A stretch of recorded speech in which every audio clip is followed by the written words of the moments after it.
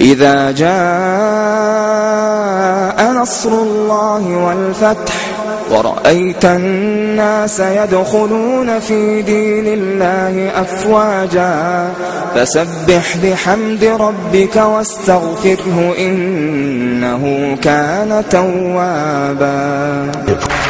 Welcome to the 700 Club. Today we've got something that might be one of the most important programs we've ever done.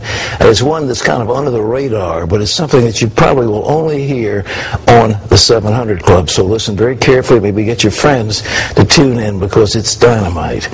Well, Islamists made a strong showing in Tunisia's election. And Libya's new leader is talking about Islamic law. That's why some say Islam, not democracy, is dominating the so-called Arab Spring. And it's fueling talk about the possible restoration of what's known as the Islamic Caliphate.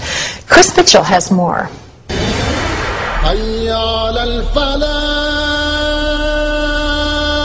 When Muhammad died 14 centuries ago, the Muslim world needed someone to take the Prophet's place. The Caliphate was the leadership of Islam after the death of Muhammad, the Prophet of Islam.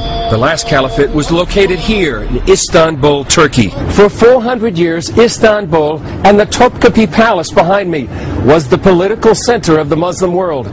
From here, the Turkish sultans ruled the Ottoman Empire as caliphs from 1517 until the empire fell after World War I. But in 1924, the Turkish leader Ataturk abolished the caliphate. Since then, many Muslims dreamed of its return. The major aim of the Caliphate is to rule the world, and this can be done under the leadership of one caliph who he himself only can declare a holy war, a jihad. Some believe a restored caliphate will precede the Islamic Messiah. While they may disagree on tactics, many modern Islamic groups share the goal of restoring the caliphate. They include the Taliban, Al-Qaeda, Hamas, Hezbollah Tahrir, and the granddaddy of them all, the Muslim Brotherhood. The Muslim Brotherhood was set up in 1928, 4 years after the disbanding of the Muslim Caliphate by Ataturk, and their specific mission was to reestablish the Caliphate just 4 years later. And they've been pursuing that mission ever since. Their goal remains to set up one world Islamic government. The Brotherhood now has a foothold in Egypt, where after the fall of the Mubarak government, it became the country's most organized political party. What the Muslim Brotherhood would like to see is a strong, powerful Islamic world government armed with nuclear weapons, whether those are provided by Pakistan or Iran doesn't matter. And they would be gradually eliminating Christian and Jewish influence, Christian and Jewish governments. Another potential power player who wants to restore the caliphate is Turkish Prime Minister Erdogan. I think Erdogan clearly sees himself as the founder of the new caliphate, the world Islamic government, with Turkey at its center. I think this is what's behind him offering to send the Turkish Navy, for example, to protect a, quote, peace flotilla that would come to Gaza.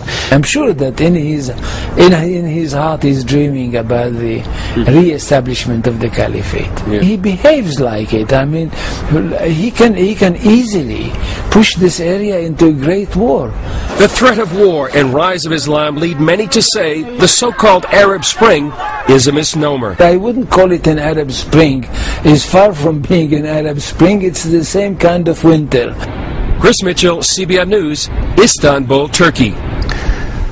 It's dynamite, and ladies and gentlemen, mark that as you read the news and you see the Obama administration saying there's nothing wrong with the Muslim Brotherhood, Hillary Clinton saying that the Muslim Brotherhood is modest, a moderate group. Nonsense. It has one goal, and that's to reestablish the caliphate, to reestablish Muslim domination around the world. Just watch it when you read your headlines. What happens in Tunisia? What happens in Egypt? What happens in Syria? What happens in Iran? What's going to be happening in Iraq as soon as we pull out? What happens in Pakistan? And you read what Karzai said in Afghanistan. He said if it came down to a showdown between the United States and Pakistan, he would put Afghanistan on the side of Pakistan against the United States. Now, that's what we're facing. Okay, well, so much for the alarm.